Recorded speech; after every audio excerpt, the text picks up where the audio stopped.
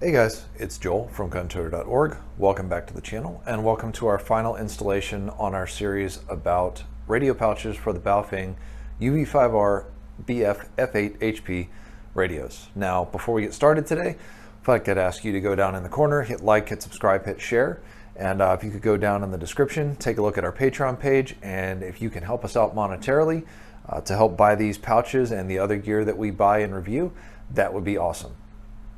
Now, with that said, let's head into the video.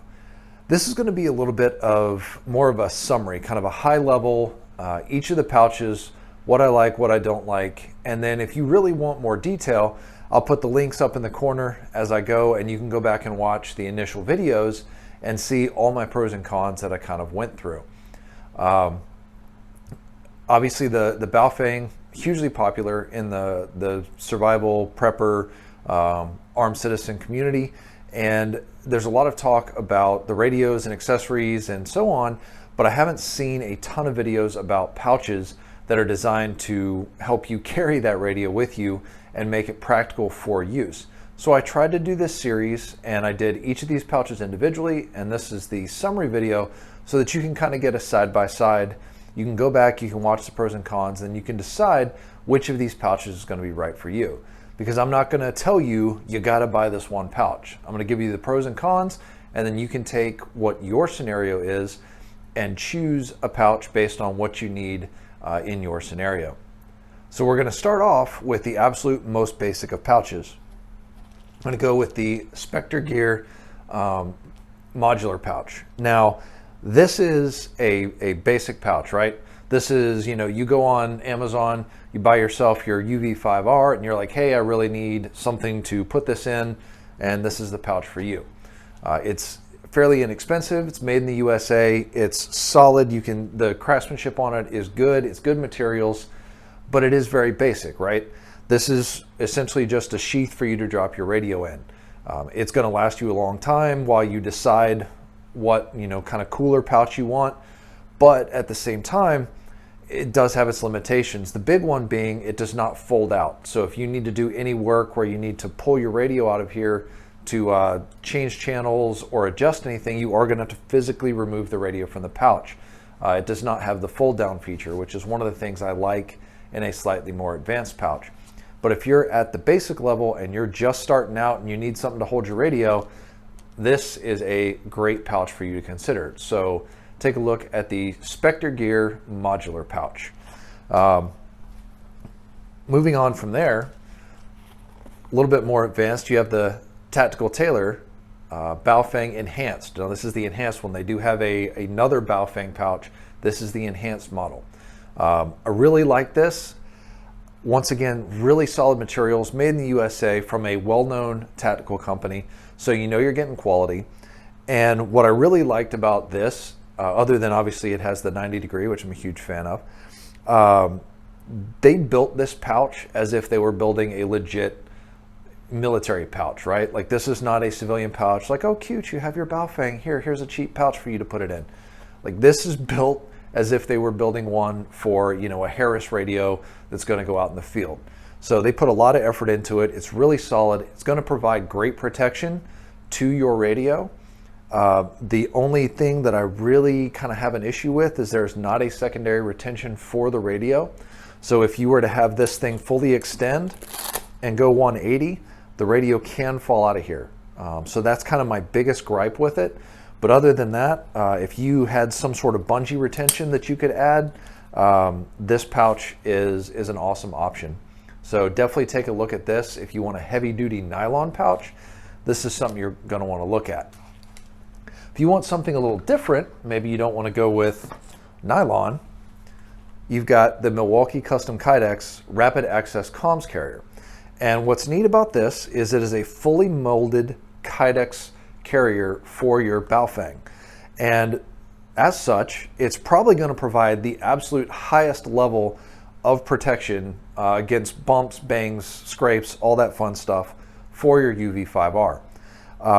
It's got great retention. It even has really good, even though they don't advertise a secondary retention per se, because of the way it's molded and the strong shock cord they use in here, it's gonna hold your radio really well, and I really like that.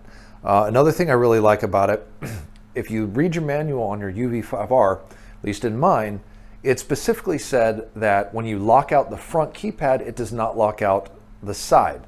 So your push to talk on the side could still be accidentally activated if something were to come in and hit it. To me, that's a problem because nobody likes hot mics. It ties up the entire network, and everybody hears all that bad things you're saying about them and what you really think about them. So, you know, hot mics, bad. On this particular pouch, they've molded lips all the way around, both where the push to talk would be and also where the accessories would mount.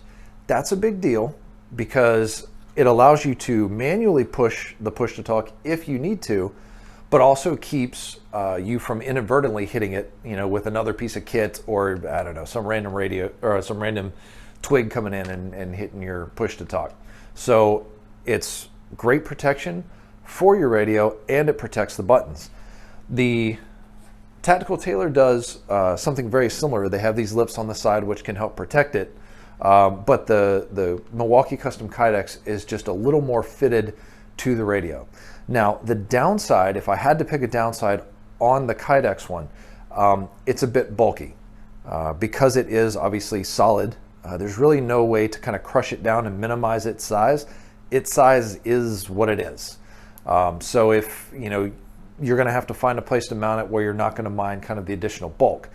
I think the protection that you get kind of balances the bulk, but that's a decision that you would have to make. With a nylon pouch such as like this Tactical Tailor one, it is a bit bulky, but it crushes because obviously it's a soft pouch versus a hard molded pouch. So if you need a versatile multi-mount pouch, ITS Tactical has you covered. Now, this is their 10.4 radio pouch. This is their Generation 3. And the biggest benefit to this Generation 3 is the fact that you can wear it multiple ways. So you can wear it mounted vertically on a belt, horizontally on a belt. You can molly it onto gear, and with these one wrap, you can actually like wrap it around the shoulder strap of a backpack or something and mount it in some unusual positions that maybe you wouldn't be able to do with just the molly. So that's a huge plus. This is easily the most versatile as far as mounts go. It's also probably the most versatile as far as radios go.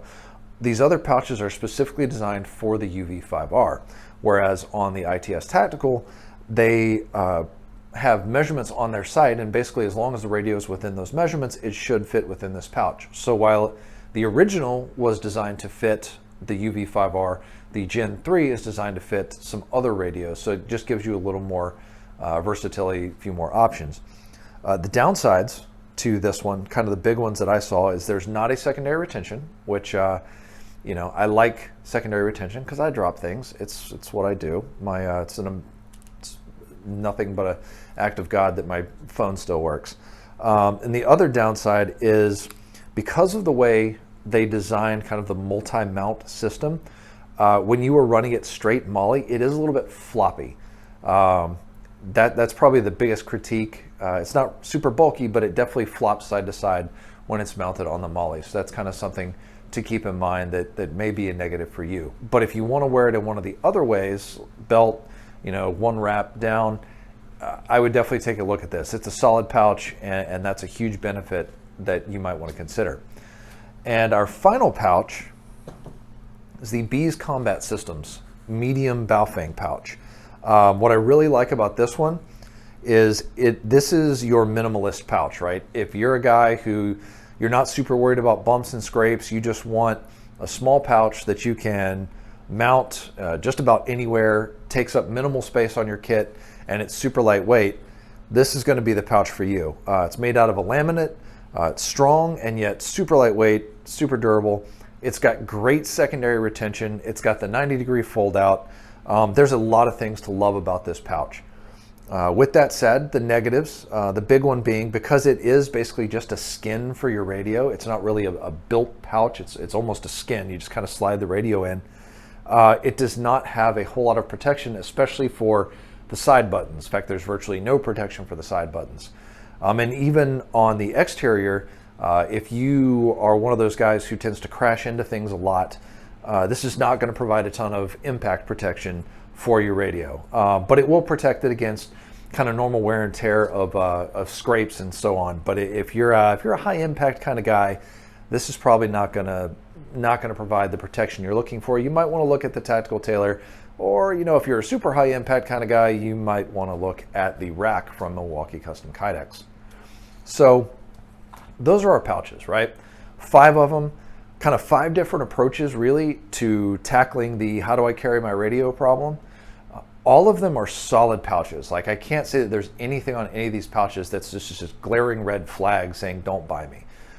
They're all solid pouches, but they all kind of have their own unique pros and cons that you need to take and evaluate against your scenario when you decide which one you want to buy. Once again, you can go back, check out all the videos, you can check out all the individual blog posts, look at the pictures, and decide which one is right for you. So thank you for watching. I hope this was really useful for you. I was talking fast. I wanted to make it short, sweet, and to the point so that you could start making your decisions. If you could help us out, like I said, in the corner, like, share, comment. Definitely comment, because I enjoy interacting with people. I enjoy hearing your critiques so I can make the videos better. I also enjoy hearing your suggestions if there's a piece of gear that maybe you would like for me to take a look at and review. I'd be happy to do that. With that said, I do buy all this gear because I don't want you to think that I'm giving something 2 thumbs up just because someone sent it to me for free. If I am reviewing gear for you, I paid for it because I think it's worth buying and reviewing for you and giving you the positives and negatives. The Patreon page is how I pay for that.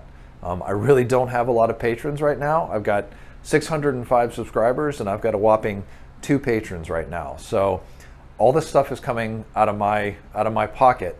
I don't mind that, but I'd greatly appreciate it if you could help me out. So thanks again for watching. Like I said, like, comment, share, help us out if you can, and I really hope to see you next time. Thanks for watching.